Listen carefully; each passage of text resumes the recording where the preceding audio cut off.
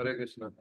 सभी भक्तों का पुनः स्वागत है रामामृतम सीरीज के इस सत्र में। तो हम लोगों ने अभी तक जो पढ़ा है उसको पिछले क्लास का सारांश के रूप में थोड़ा रिवाइज करेंगे, इसके बाद आगे पढ़ेंगे।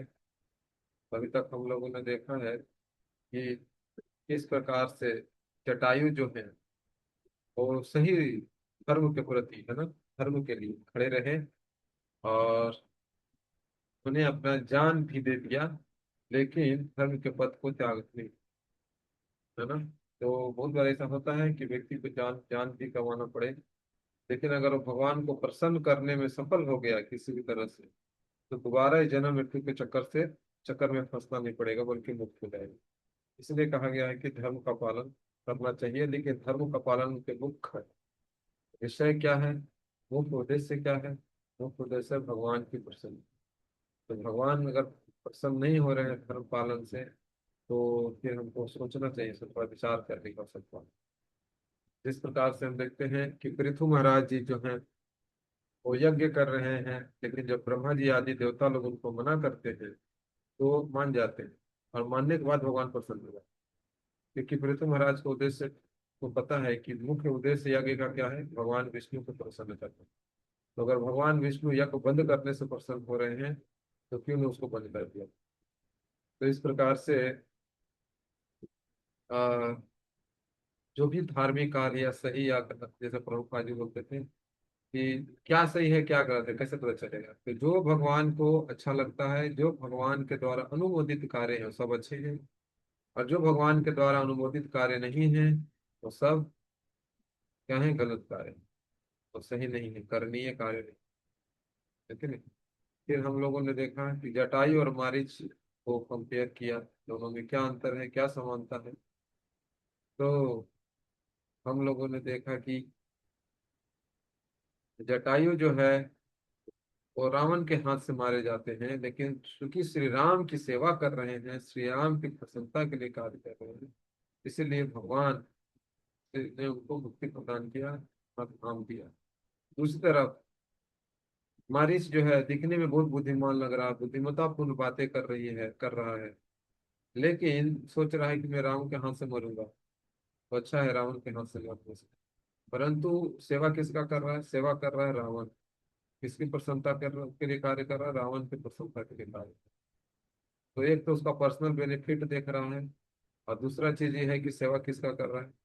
एक असुर का सेवक। तो इस प्रकार से अगर भगवान का सेवा करते समय अगर असुर के हाथ से भी मरना पड़े तो ज्यादा अच्छा है कि भगवान की सेवा की। और दूसरी तरफ अगर भगवान के हाथ से भी मरना पड़े लेकिन असुर की सेवा करना पड़े तो ये ठीक नहीं, है कि नहीं। तो ये मुक्ता है, ये भौतिक सोच है, आध्यात्मिक सोच नहीं। फिर हम देखते हैं कि भगवान श्री रामचंद्र जी माता सीता को ढूंढते हुए पहुंचते हैं सबरी माता के आश्रम में। सबरी माता का जो गुरु के दिए गए आदेश, गुरु के दिया गया जो शब्द है, उस पर इतना विश्वास, इतना धैर्य और दृढ़ संकल्प के साथ वो क्या कर रही है, भगवान का इंतजार करती है कि नहीं। और हर रोज विश्वास से सेवा करते हैं कि शायद अगर भगवान आ जाता तो, है कि नहीं, क्या है कि नहीं, भगवान को अच्छा नहीं लगेगा।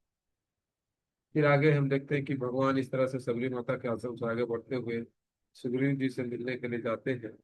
तो पर्वत के नीचे हनुमान जी मिलते हैं, जो ब्राह्मण के भेष में रहते हैं और भगवान को टेस्ट लेने आते हैं।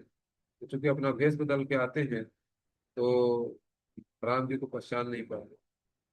इसी प्रकार से फिर राम जी अपने बारे में परिचय देते हैं, और हनुमान जी से थोड़ा भगवान है रुस जाते हैं कुछ दिनों के लिए, और 4 माह के लिए बातें नहीं करते, वैसे तो लीला है। और दूसरी तरफ हम देखते हैं कि हनुमान जी जो है सो भगवान के अंतरंग सेवक के रूप में सेवा करते हैं। उसी प्रकार से जैसे भगवान के धनुष से निकले हुए बाण, रामबाण है ना, बोलते राम बाण अचूक होता है, कभी चुकता नहीं है भगवान रामचंद्र जी का बाण। उसी तरह से हनुमान जी जो है सो राम बाण की तरह जैसे हर कार्य को उत्साह से और पूर्ण करते ही करते हैं, कोई शक नहीं, कोई विश्व नहीं, भगवान की सेवा के लिए। तो ये बता रहे भगवान के हाथों में एक साधन, कैसे बनना चाहिए? वैसे जैसे हनुमान जी बने। फिर इस प्रकार से जब हनुमान जी ढूंढने के लिए जाते हैं सीता माता को, और अ, महेंद्र पर्वत से छलांग लगाते हैं, तो अनेक प्रकार की बाधाएं आती हैं। उन बाधाओं से हम सीखते हैं कि हमारे भक्ति में भी अनेक प्रकार की बाधाएं किस प्रकार से हमको रोकना चाहिए। अगर बहुत मेहनत पर्वत है, कहीं आराम करने का मन मिलेगा, रिलैक्स आ जाता है, धन संपत्ति आ जाता है, तो हमको थोड़ा मन करता है आराम कर लेते हैं, तो फिर भक्ति करें। तो ऐसा नहीं सोचना चाहिए, है ना। ऐसा करने का प्रलोभन है कि भक्ति से हमको दूर कर देगा। आराम जो है आराम से दूर कर देते हैं। फिर सुरसा सर्प जो है, तो दिखाती है कि अगर आप अहंकार से अहंकार को जीतना चाहेंगे या काटना चाहेंगे तो कभी जीत नहीं सकते। तो सुरसा अपना मुंह फैलाती है, तो हनुमान जी उसके और अपना साइज बढ़ाता है। फिर सुरसा भी अपना मुंह बड़ा करती है, फिर हनुमान जी भी बड़ा करते हैं।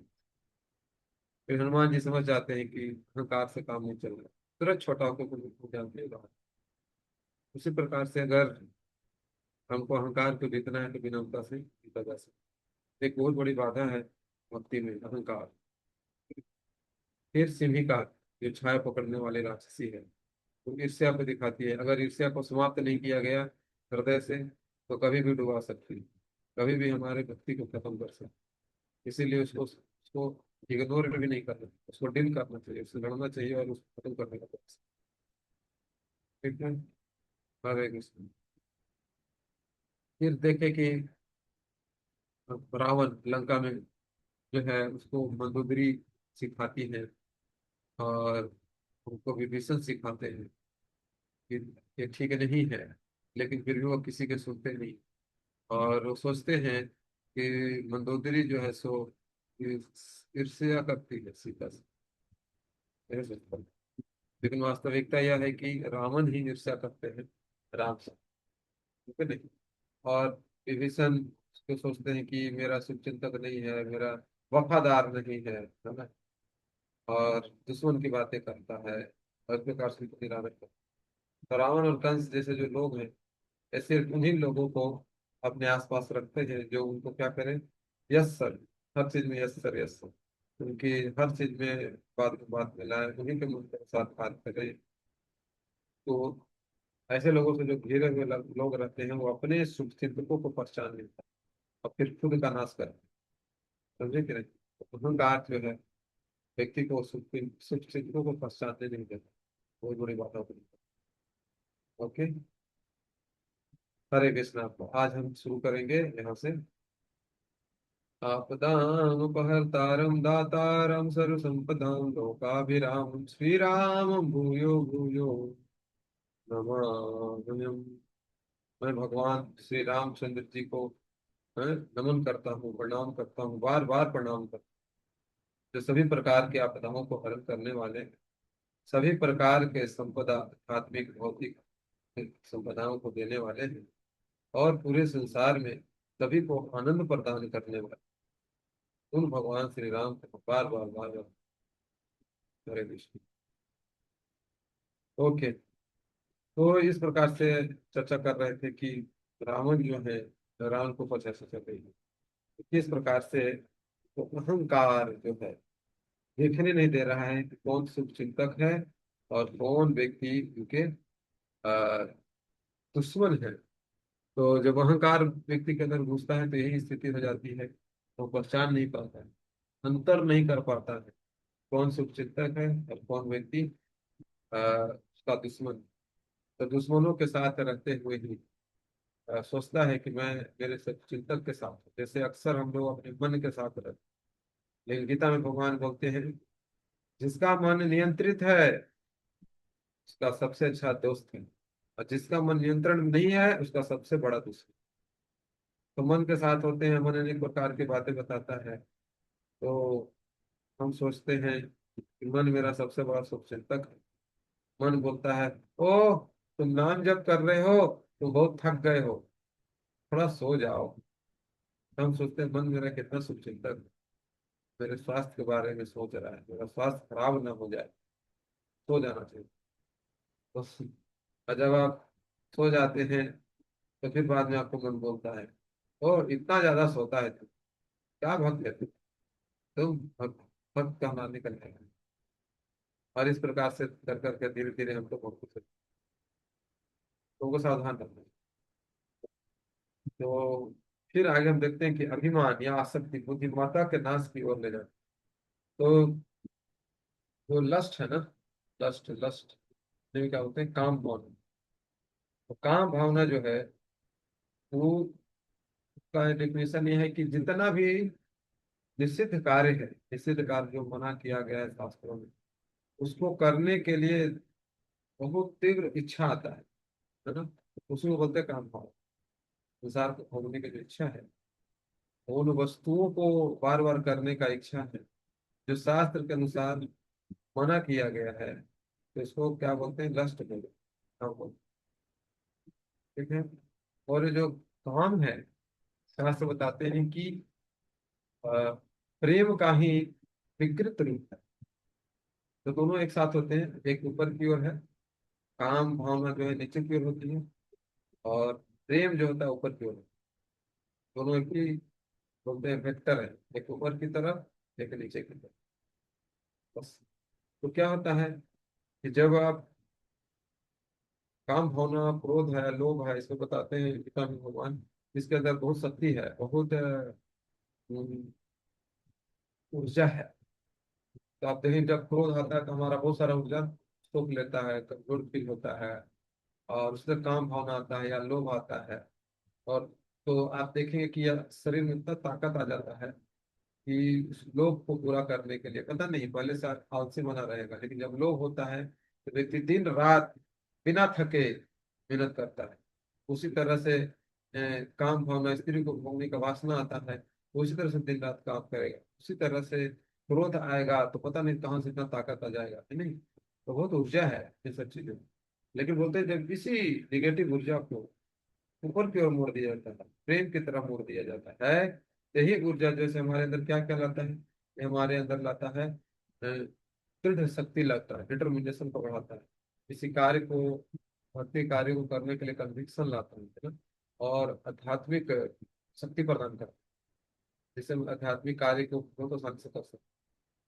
तो कैसे इसको ऊपर मोड़ा जाता है, तो अगर क्रोध आ रहा है, तो क्रोध को नियंत्रण करने के लिए चाहिए कि हम वहीं पर क्रोध करें जहां पर भगवान का निंदा किया जा रहा हो, या भगवान के भक्तों का निंदा किया जा रहा है, तो हमको क्रोध का इस्तेमाल वहां करना चाहिए, अन्यथा शांत रहना चाहिए। इस तरह से क्रोध का इस्तेमाल भगवान की सेवा में किया जा सकता। उसी तरह से काम काम भावना को भगवान के समीप किया जा सकता। जैसे लौल्यम पैदा करके, लौल्यम मतलब भगवान को प्राप्त करने का दृढ़ इच्छा, इस संसार को भोगने का इच्छा को काम भावना बोलते हैं। उसी तरह से भगवान को, भक्ति को प्राप्त करने का, भक्तों की सेवा करने को, सेवा प्राप्त करने का जो दृढ़ इच्छा है, उसको लौल्यम करते हैं। तो जब उसको हम लाते हैं, अपने अंदर लाने का प्रयास करते हैं, तो उसको क्या बोलते हैं, उसको बोलते हैं कि हम काम भावना को व्यक्ति ने जीत लिया। ठीक है। इसी को भगवान कैसे होता है इसे बता रहे हैं, लेकिन बहुत महत्वपूर्ण श्लोक है भगवद गीता का, तीसरा अध्याय। ध्यायतो विषयान् पुंसः संगस्ते सुपजायते, संगस्ते सुपजायते, संपत् संजायते कामः, कामात् क्रोधो विजायते। ये आता कहाँ से आता है, ध्याय तो करने से। इसी विषय के बारे में बार बार ध्यान करेंगे, चिंतन करते हुए तो संग उत्पन्न हो जाए, आसक्ति उत्पन्न हो जाए। तो देख रहे हैं, और ये आसक्ति ही से ही संसार को भोगने की इच्छा होती है, फिर क्रोध होता है, फिर बाकी चीजें आती हैं। तो करने का आशय यही है, जब हम ध्यान तो करते हैं किसी बार में, बार बार चिंतन करते हैं। और भगवान भी बोल रहे हैं कि तुम चिंतन करो, भौतिक वस्तुओं का नहीं। मन मना भव मद भक्तो, भगवान बोल रहे हैं मेरा चिंतन करो, मेरा भक्त करो, है ना। तो चिंतन तो करना ही है, क्यों भगवान का चिंतन किया जाए इस तरह से। ठीक है। तो अगर भगवान का चिंतन नहीं करेंगे तो फिर भौतिक वस्तुओं का चिंतन करेंगे, और फिर से संग उत्पन्न होगा, आसक्ति उत्पन्न होगा, और फिर काम उत्पन्न होगा, फिर क्रोध उत्पन्न होगा, और इस तरह से हम पतन की ओर बढ़ते चलेंगे। ठीक है। हरे कृष्ण। ओके। तो फिर कोई व्यक्ति प्रश्न पूछ सकता है कि देखिए, भगवान रामचंद्र जी जो हैं, आ, बहुत बार इतना सारा चीजें कर रहे हैं, पत्नी के लिए रो रहे हैं, इतना बंदरों से सहायता लेना पड़ा उनको, कैसे भगवान है? कोई भगवान ऐसा हो सकता है क्या? उनको बताओ, इंसानों से भी नहीं, बंदर से हेल्प लेना, सहायता लेना पड़ा, और फिर उनको जाकर के लड़ना पड़ रहा अपने पति के लिए, गिड़गिड़ाना पड़ रहा है, बार बार भेज रहे हैं, कभी अंगद को भेज रहे हैं तो कभी कुर्सी को भेज रहे हैं कि जाओ रावण को बोलो वापस करने के लिए। मतलब ये कैसे व्यक्ति है, ऐसे कैसे भगवान है? कैसे हो सकता है? तो उनको इतना परेशानी क्यों लेना पड़ा, इतना प्लानिंग करना पड़ा, इतना लोगों से मिलना पड़ा, कैसे कैसे, तब जाकर के उनको अपने पत्नी के पास, कैसे भगवान है कि नहीं? ऐसा क्यों लीला भगवान का? इसके पीछे क्या क्या कारण है ना? भगवान राम परमात्मा होने के नाते रावण सहित हर किसी के दिल में है। वह केवल रावण के दिल को बंद करके उसे मार सकते हैं, लेकिन भगवान और उनकी आनंद शक्ति सीता देवी इस पूरी परीक्षा से गुजरे, ताकि हम भगवान के बारे में सुन सकें और अपने सुप्त प्रेम को पुनर्जीवित कर सकें। समझे? तो भगवान जो लीला किए, इतना सारा कष्ट उठाते हैं संसार में के लीलाएं करने के लिए, वो इसलिए ताकि हम पर दया बरसे, ताकि लीलाओं को बार बार हम एक दूसरे को कहें, बार बार एक दूसरे को सुनाएं और खुद सुने, और अपने प्रेम को, भगवान के प्रति जो हमारा प्रेम है उसको जागृत करें। ठीक है नहीं? तो इसी प्रकार से प्रभुपाद जी बोलते थे कि देखो, प्रभुपाद जी रहते हैं तो बस जब तो पुस्तकें लिखते, है कि नहीं? उठा हो गए, जब एक व्यक्ति रिटायर हो जाता है, सब चीज खत्म हो जाता है, मरने का इंतजार करता है, प्रभुपाद जी उस समय इतने पूरे हो गए हैं, भजन कर सकते थे वृंदावन जाकर के साथ, लेकिन नहीं, क्या करते थे, रात रात भर जग के पुस्तक लिखते। सब कार्य हो रहा है, मंदिर हो रहा है, प्रचार कार्य हो रहे हैं, प्रसाद बट रहा है, हर काम हो रहा है, हर चीज मैंने देख रहे हैं, फिर भी प्रत्येक रात्रि को प्रभुपाद जी रात रात भर जग के पुस्तक लिखते हैं। और बोलते थे कि अगर कोई भगवान कृष्ण के प्रति प्रेम जागृत करना चाहता है तो मुझे मेरे भी पुस्तकों को बार बार पढ़नी चाहिए, प्रत्येक दिन पढ़नी चाहिए। इतना मेहनत क्यों किया? ताकि हम लोग पढ़ते थे। उसी प्रकार से भगवान संसार में आते हैं, अनेक प्रकार के कष्ट उठाते हैं, कोई जरूरत नहीं है, लेकिन फिर भी अनुभव उठाते हैं। क्यों? ताकि हम उन लीलाओं को बार बार पढ़ें, बार बार सुने, और भगवान के प्रति जो हमारा प्रेम निश्चित हो गया है, उसको हम भूल चुके हैं, उसको फिर से क्या हो, हम जागृत कर सकते हैं, है कि नहीं? तब देखते हैं कि जब राम और सीता, भगवान उनके अंतरंग शक्ति एक साथ आते हैं, जब भी आते हैं एक साथ, तो क्या होता है, उत्सव मनता है, फेस्टिवल्स होते हैं, है कि नहीं? और अयोध्या में हम कहते थे, लोग त्योहार मना रहे हैं, जब भगवान रामचंद्र जी का विवाह होता है, जब भगवान वापस आएंगे अयोध्या से, तो वापस फिर दिवाली मनाया जाएगा, है कि नहीं? उत्सव मनते हैं। लेकिन जब दोनों अलग होते हैं, तब क्या होता है? तब भक्तों को सेवा मिलती है करने के लिए, है कि नहीं? और भगवान क्या करते हैं, भगवान को मौका मिलता है अपने अपने अनेक गुणों को प्रकट करने का, भगवान भक्तों के साथ आदान प्रदान का, समझे कि नहीं? तो जैसे भगवान गुरु सेपरेट हुए, तो हम देखते हैं कि भगवान इतने सारे गुण लेकर करते हैं, भगवान कितना प्रेम करते हैं अपने भक्तों के साथ, सभी लोगों को, और दूसरे सभी भक्तों को सेवा मिला। ठीक है कि नहीं? इसीलिए दोनों जो लीलाएं भगवान करते हैं, साथ में आना, फिर बिछड़ जाना, फिर साथ में आना, इसके बीच में जो है सो भगवान अपने प्रेम को जाएगा। ठीक है? भगवान के अनेक असीमित गुण हैं। कहा जाता है कि भगवान के गुणों को कोई गिन नहीं सकता। क्यों? क्योंकि कितने अनलिमिटेड है, असीमित। और दूसरी तरफ भगवान के अवगुणों को भी कोई गिन नहीं सकता। क्यों? क्योंकि एक भी नहीं है। कैसे गिनेंगे? है ही नहीं, तो गिन शुरुआत ही नहीं हो सकती। उसी तरह से बद्ध जीव के साथ, बद्ध जीवों के अंदर जो गुण है उसको भी गिना नहीं जा सकता। क्यों? क्योंकि कोई गुण ही नहीं है, तो क्या गिनेंगे? गिनने के लिए कुछ तो हो। और बद्ध जीवों के अंदर अवगुण, अवगुणों को भी नहीं गिना जा सकता। क्यों? क्योंकि इतने ज्यादा है। तो हम लोग बद्ध जीव हैं, हमारे अंदर अवगुण तो भरे पड़े हैं, तो गिन नहीं सकते कितने होंगे। अवगुण कितने हैं तो भी गिन नहीं सकते, क्योंकि गिनेंगे रहेंगे तो गिनेंगे। ठीक है? इतने गुणों को भगवान को कौन गिन सकता है? भगवान अनंत देव, भगवान ही के अवतार है, विस्तार है। वो भगवान के गुणों का गुणगान कर रहे हैं अनंत काल से, अनंत मुखों से, और फिर भी पूरा नहीं कर पा, इतने गुण है वो। ओके। हरे कृष्ण। तो इस प्रकार से फिर सारी तैयारियां हो जाती हैं युद्ध की। और विभीषण बहुत प्रयास करते हैं अपने भाई रावण को समझाने का, लेकिन रावण अंत में बहुत गुस्सा हो जाता है। बोलता है निगेटिव लोग को सभा में रखना ठीक नहीं है, और विभीषण को लात मार के वहां से बाहर निकाल दिया जाए, और पूरे लंका से निष्कासित कर दिया। तो विभीषण जो है आते हैं किनके पास, भगवान के पास शरण लेते हैं। एक बहुत सुंदर गुण है जो यहाँ पर हम लोग को समझना चाहिए। देखिए, तो विभीषण जो है भगवान राम की शरण लेने आते हैं, और हनुमान जी को छोड़कर सभी बानर उनके खिलाफ। विभीषण गलत समझे जाने या प्रभु की शरण में जाने के लिए डांटे जाने को भी तैयार है, डांटे का मारे जाने को भी तैयार है, क्योंकि बाकी सारे बानर जो हैं वो तैयार है मार देना। जैसे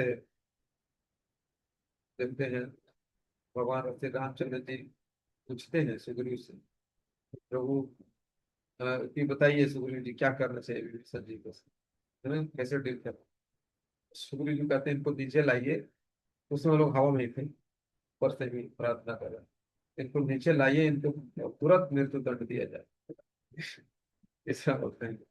है कि नहीं? तो जितने से बानर थे सब चाहते थे कि इसको मृत्यु दंड दिया जाए। रावण का भाई है, कोई बोला था गुप्तचरी करने आया है, इधर का सारा बात उधर भेजेगा बता बता कर। है, ये असुर को विश्वास नहीं किया जा सकता है इस तरह से, एक प्रकार के। तो ऐसा नहीं था कि विभीषण को पता नहीं था कि ये सब चीजें होगी, उसको भय था, लेकिन फिर भी भगवान के शरण में। यही तो गुण, यही गुण हम लोग अंदर होना चाहिए। कि बहुत बार हम धर्म का पालन करने जाते हैं तो समाज में भला बुरा बोला जाएगा, अनेक प्रकार के अपशब्द कहे जाएंगे, गलत ठहराया जाएगा, यहाँ तक हो सकता है कि प्राण भी या मृत्यु दंड भी दिया जा सकता है। जैसे प्रहलाद महाराज को के पिताजी ने प्रयास किया, तो फिर भी हमको धर्म का जो पथ है उसको छोड़ना नहीं चाहिए। अगर प्राण का जोखिम लेकर के भी भगवान की शरण ग्रहण, भगवान की भक्ति करना पड़े, तो भी हमको करना चाहिए। ये शिक्षा दे रहे हैं विभीषण। एक तो भाई इधर से भगाया है, दूसरी तरफ भी हम जा रहे हैं, युद्ध का माहौल है, सारे लोग जो है सो मेरे भाई के दुश्मन हैं तो मेरे भी दुश्मन हैं। मैं जा रहा हूँ भगवान के शरण ग्रहण करने हैं, लेकिन ये भी साफ है कि भगवान मेरे को दुत्कार भी सकते हैं, मृत्यु दंड भी दे सकते हैं, तो मैं उस सबके लिए तैयार। लेकिन फिर भी मैं भगवान के पास जाऊंगा। विभीषण चाहता था कहीं और भी जा सकते थे, जरूरी नहीं था कि कहीं तो भगवान के पास।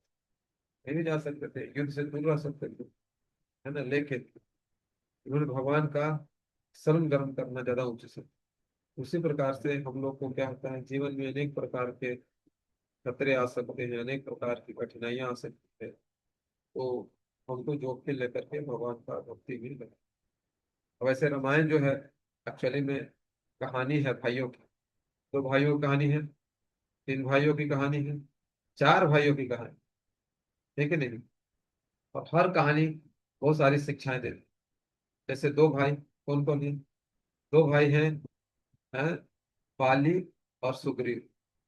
तो क्या शिक्षा देते हैं, बाली और सुग्रीव का जो दो भाई हैं, ये शिक्षा हमको देते हैं कि अगर जजमेंटल मेंटालिटी रहा, व्यवहार रहा, है ना, हर व्यक्ति में व्यक्ति को जज करने का, व्यक्ति ऐसा है, खराब है, बुरा है, बढ़िया है, हमेशा जज करते रहेंगे, ऐसा व्यवहार करेंगे, बहुत गलत फहमियां उत्पन्न करेंगे। और वो गलत फहमियां यहाँ तक चला जाता है कि एक दूसरे के जान के दुश्मन बन जाए। जैसे हम देखते हैं कि सुग्रीव जो है,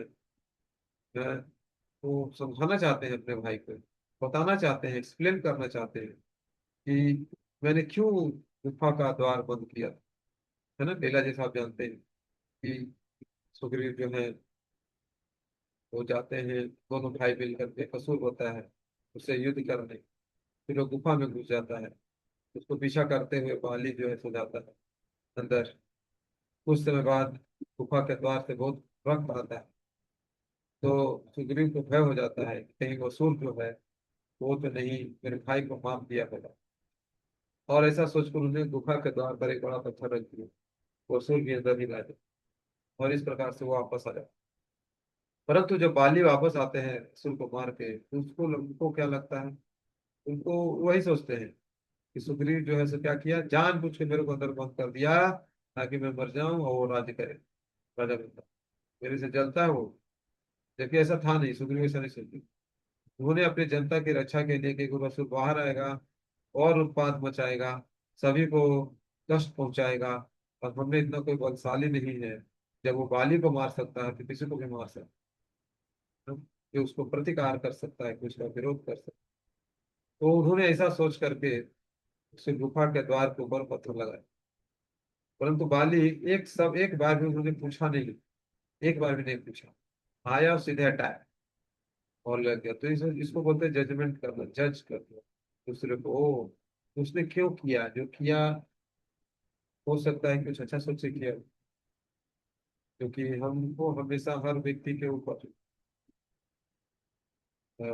टेंशन, उसके करने के पीछे का जो भाव है उसके ऊपर सवाल नहीं।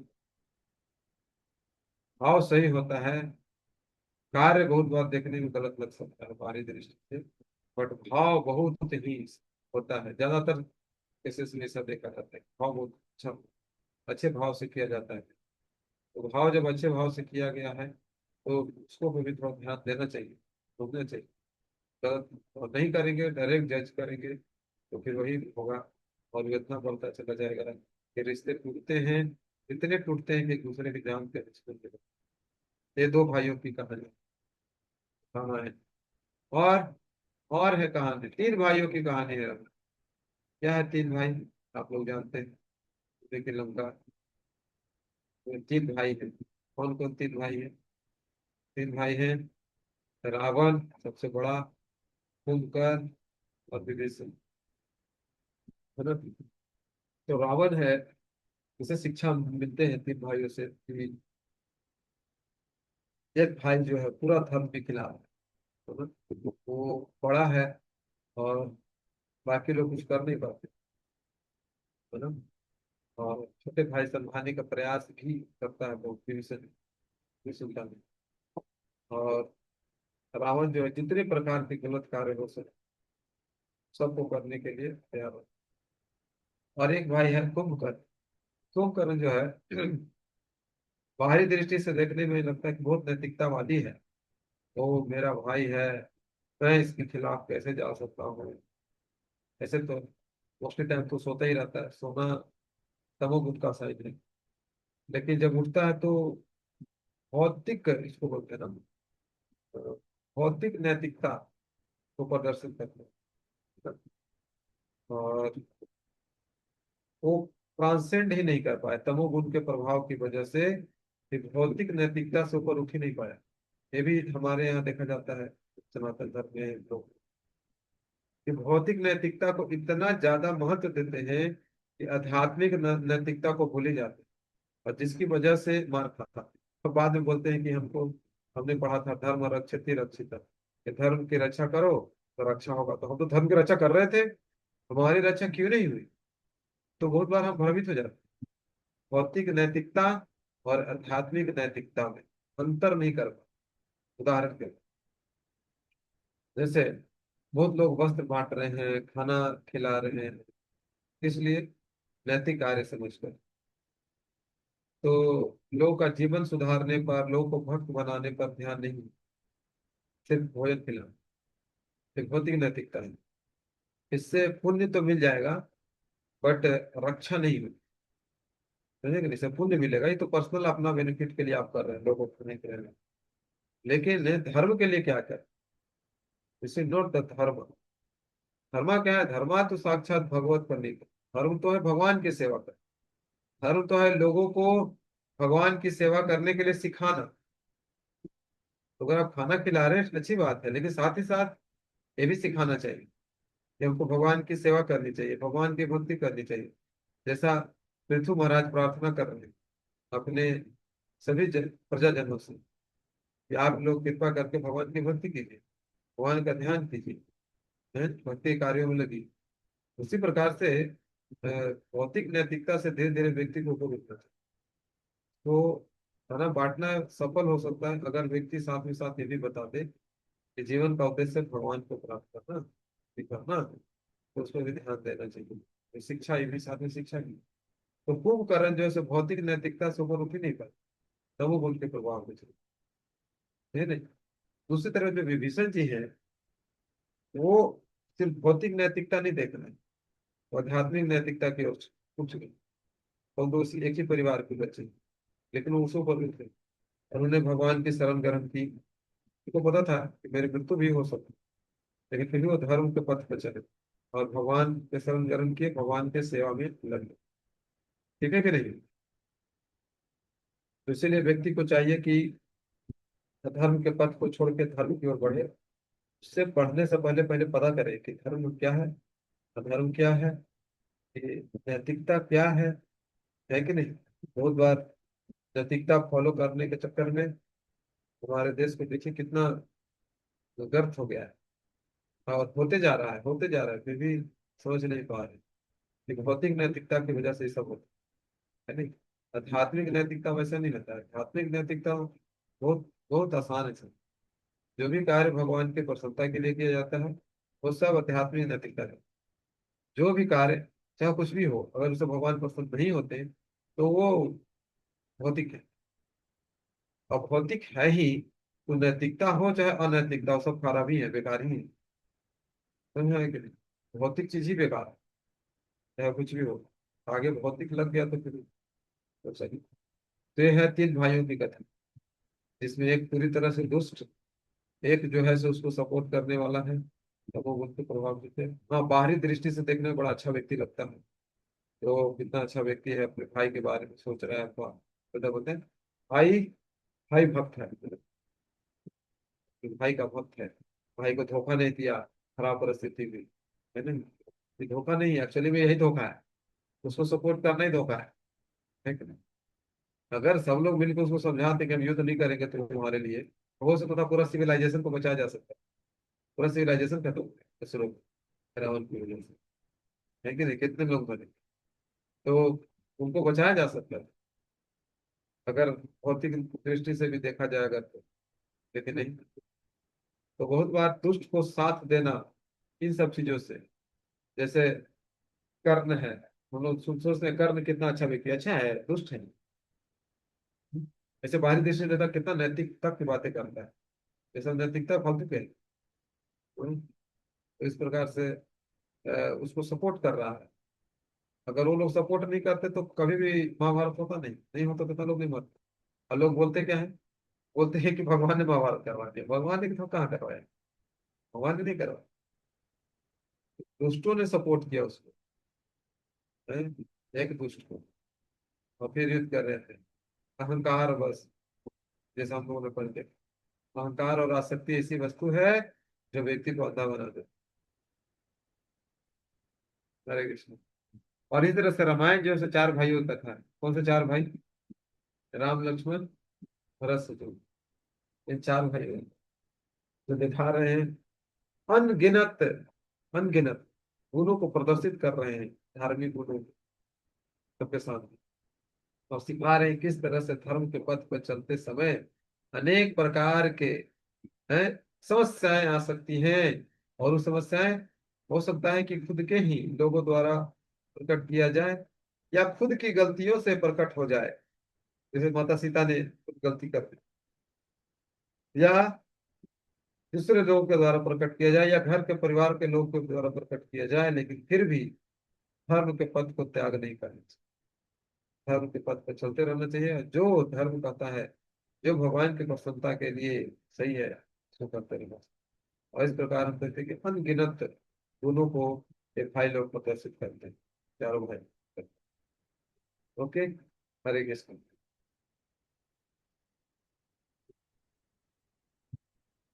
फिर इस प्रकार से युद्ध होता है, युद्ध छिड़ता है, और राम राम ये अटैक करते हैं लंका के ऊपर, और बहुत भयंकर युद्ध होता है। इस पूरे युद्ध में हम देखते हैं कि भगवान श्री रामचंद्र जी जो है विभीषण से परामर्श लेते हर जगह हर समय। तो हम भी, हमारे जीवन में युद्ध चल रहा है, धर्म का युद्ध। जैसे रावण के जो असुर गण थे, अनेक प्रकार के मायावी थे, माया का भ्रम पैदा कर करके युद्ध किया करते थे। कभी प्रकट हो जाते थे, कभी विलुप्त हो जाते थे, प्रकट हो जाते थे, और अनेक प्रकार के बाण और अति से हमला किया करते, है ना। अनेक प्रकार के रूप बदल लेते थे, है ना। तो ये जो कि हमारे जीवन में इस तरह से भ्रम का युद्ध चल रहा है। इस युद्ध में हमको अगर सफलता चाहिए, क्या करना पड़ेगा? परामर्श, सलाह लेना पड़ेगा भक्तों से, जो निपुण है इस युद्ध को करने में, जो इस माया के चाल को जानते हैं, कैसे कैसे भ्रम पैदा करती है और किस पर कैसे विजय प्राप्त किया जा सकता है, वही हमको गाइड कर सकते। तो क्योंकि भगवान तो भगवान है, उनको किसी से सहायता लेने की कोई आवश्यकता ही नहीं है, कभी आवश्यकता नहीं, फिर भी ले रहे हैं। इसलिए हम लोग को सिखाने के कि सलाह लेना चाहिए, तब जाकर के हम बिना सलाह और परामर्श के हम जीवन में आगे नहीं बढ़ सकते, भ्रम के युद्ध को पा रहे हैं। ओके। हरे कृष्णा। तो हम देखते हैं कि भगवान रामचंद्र जी सिर्फ यहीं पे नहीं, वो जगह राय लेते हैं, एक जगह नहीं, हर जगह राय लेते हैं। यहाँ भी लिए, इसके पहले भी जितने बानर सेना थे, जब विभीषण आए मिलने, तो सभी जितने भी बानर के मुखिया थे सबको बुला के बैठाया, सबसे परामर्श लिया कि आप लोग का क्या राय है, क्या करना चाहते हैं, क्या सलाह है, कैसे किया जाए, है ना। उसी प्रकार से जब सेतु बंध बननी थी तब सबसे सलाह लिया, जब ढूंढना था माता सीता को तब सलाह लिया सभी को बुला करके। ऐसा नहीं था कि वो अकेले कर रहे थे, सबसे सहायता कर रहे थे, सलाह ले रहे थे, परामर्श कर रहे थे। हरे कृष्ण। तो इस प्रकार से हम देखते हैं कि भगवान रामचंद्र जी जो है, सभी के हृदय में जो है वो प्रेम रखते हैं ना, प्रेम को जागृत कर। देखो एक इस पर है कि तीन चीजें हैं, भगवान के अलग रूप है। एक रूप है भगवान विष्णु, है ना, और दूसरा रूप है भगवान श्री रामचंद्र जी, और तीसरे हैं भगवान श्री कृष्ण। तो भगवान विष्णु जो है, ये एक उद्धारक के रूप में, मुक्तिदाता के रूप में, है ना, या स्वामी, मालिक, ईश्वर, है, ऑल पावरफुल, है ना, शक्तिशाली, ऑल परवेडिंग, हर जगह एक ही समय में रहने वाले परमात्मा, सबके रक्षक। इस तरह से भगवान अनेक प्रकार से प्रकट होते हैं। तो भगवान विष्णु, है ना, जो दिखाते हैं और रहते हैं। और इस संसार में जब भी किसी को कोई समस्या होता है तो व्यक्ति ब्रह्मा जी के पास जाता है, ब्रह्मा जी सभी देवताओं को लेकर भगवान विष्णु से प्राप्त करते हैं। तो भगवान विष्णु बोलते हैं, ठीक है, आपका प्रॉब्लम सॉल्व कर दो। इस प्रकार से भगवान जो है सबकी रक्षा करने के लिए चल रहा है। जैसे हम लोग देखते हैं समुद्र मंथन, समुद्र मंथन का जब बात आता है तो सारे हम लोग बड़ा परेशान रहते हैं, कैसे होगा कैसे। तो भगवान सबको बताते हैं कि समुद्र मंथन होगा कैसे। तो पूरा बताते हैं कि ऐसे ऐसे किया जाएगा, तो देवता लोग आएंगे, असुर लोग आएंगे, फिर असुर लोग मानते नहीं, फिर असुर को भगवान जाकर खुद बनो। फिर कैसे आएगा? तो पर्वत कैसे आएगा, देवता असुर सबको भगवान क्या करते हैं, गरुड़ जी के ऊपर बैठाते हैं, कहते चलो, चलो हम लोग समुद्र में चलेंगे। कौन सा समुद्र? है गर्भोदक सागर। इस समय सबको लेके गया, अपने गरुड़ जी के ऊपर बैठाया। और वहां जाने के बाद जब पर्वत को रखने के लिए पड़ा तो गर्भोदक सागर में डूबे जा रहा है, फिर गिर ही रहा है। तो अपना एक विस्तार को प्रकट किए, अच्छा होता नीचे आके स्थिर हो। फिर उसके बाद अब भी पर्वत जो है सो स्थिर नहीं हो पा रहा है, तो भगवान अजीत के रूप में प्रकट हुए और ऊपर में बैठ गए पर्वत के ऊपर। और फिर मतलब सोचे कितने अवतार लिए लोग, अनेक अवतार ले रहे हैं इस चीजों को करने के लिए। मैंने आपको समस्या ज्यादा नहीं है एक्चुअली, है कि नहीं। वास्तु को लाया गया, मथनी को बनाने के लिए, रस्सी की तरह यूज करने के लिए। फिर वास्तु बहुत वो पॉइजन जहर निकल रहा था, फिर उसको भगवान ने तमोगुण दे दिया उसको। तमोगुण देने की वजह से सुस्त हो गया। असुरों को रजोगुण दे दिया ताकि वो उत्साह के साथ काम कर सके, और देवताओं को सतोगुण दे दिया। इस प्रकार से सारा काम भगवान ही कर रहा है कि नहीं। और इस प्रकार से फिर हम देखते हैं कि जब अमृत प्रकट होता है लास्ट में, तो फिर भगवान खुद ही बन के आते हैं अमृत कलश लेकर। अमृत अमृत प्रकट हो गया, देव में संग्राम हो गया। अब उसको खत्म करने के लिए फिर भगवान आते हैं मोहिनी रूप लेकर। तो सारे इतने अवतार लिए, बहुत सारे अवतार। और क्या करने के लिए, बोले भगवान हर चीज को, सिचुएशन को हैंडल कर रहे हैं। कोई इनके लिए बाहर की चीजें नहीं है। तो सर्वशक्तिमान। तो इस प्रकार से कोई भी कार्य भगवान के पास जाता है, भगवान उसको करते हैं, that's it। लेकिन वही हम भगवान रामचंद्र जी को देखते हैं, तो रामचंद्र जी जो है सबसे सहायता मांग रहे हैं। अब देखो, ये जब वहां से आए, नदी को पार होना था, तो गुरुराज के पास गए, उनसे प्रार्थना कर रहे हैं कि कृपया हमको आप नदी पार करवा दें, हैं? सत्य मांग रहे हैं। तो उसी तरह से बंदरों के पास आए तो गुरु जी से सहायता मांग रहे हैं, पुल बनाने के लिए रिक्वेस्ट कर रहे हैं, तब से हैं। फिर विभीषण से मांग रहे हैं। ऐसे बहुत सारे हम उदाहरण देखते हैं जहाँ भगवान सबसे क्या रहे, सहायता मांग रहे हैं। तो ऐसा होता है कि जब कोई वरिष्ठ व्यक्ति, है ना, कनिष्ठ व्यक्ति से सहायता मांगता है, तो छोटा व्यक्ति को पता होता है कि कितने वरिष्ठ व्यक्ति है, तो होता ही उसके हृदय में प्रेम जागृत हो जाता है। जैसे मान लो महाराज जी, और कभी हम लोग से कुछ मांगते हैं, थोड़ा देंगे क्या, जब हम देते तो हमको पूरा कहता ना, तब ओ महाराज जी ने मेरे से मांगा स्पेशल। तो हृदय में क्या होता है, प्रेम उभर आता है, अपलावित हो जाता है। तो भगवान जो है, सबके हृदय का जो प्रेम है, जो सुप्त हो चुका है, सुस्त हो गया है, उसको जागृत कर रहे हैं। क्या करके, सबसे सहायता मांगो। ठीक है कि नहीं। और इससे भी एक कदम आगे कौन है, भगवान श्री कृष्ण है। वो क्या कर रहे हैं, वो तो भक्तों की सेवा में ही लग गया, है कि नहीं। आप देखिए, नंद महाराज के चरण पादुका सर उठाते हैं, यशोदा मैया के द्वारा बंधा जाना स्वीकार करते हैं, अर्जुन का रथ चलाते हैं। और भगवान जो है सो हृदय को चुरा लेते हैं प्रेम से, हैं? प्रजे प्रसिद्धम नवनीत चौरम। ब्रज में प्रसिद्ध चोर है। इस- वैसे तो मक्खन चुराते हैं, तो इसे मक्खन ही नहीं चुराते, सबके हृदय भी चुरा लेते हैं भक्तों, हैं। ये बहुत सारी चीज चुराते हैं। तो इसी तरह से भगवान जो है सो हम देखते हैं कि अनेक प्रकार के जो भगवान लीलाएं कर रहे हैं, वो अल्टीमेटली यही है कि भगवान इज द प्रोटेक्टर। भगवान ही हमारी रक्षा करने वाले हैं, भगवान ही हमारे पालन करने वाले हैं, और भगवान ही हमारे हमसे प्रेम करने वाले। समझे कि नहीं, कि संसार में कोई भी व्यक्ति नहीं जो हमसे प्रेम कर, कोई भी व्यक्ति हमसे उतना ही प्रेम कर सकता है जितना प्रेम उसको भगवान से। अगर उसको भगवान से 1% प्रेम है, तो व्यक्ति हमसे 1% प्रेम कर सकता है। सारी मात्रा उसी को दे देता है।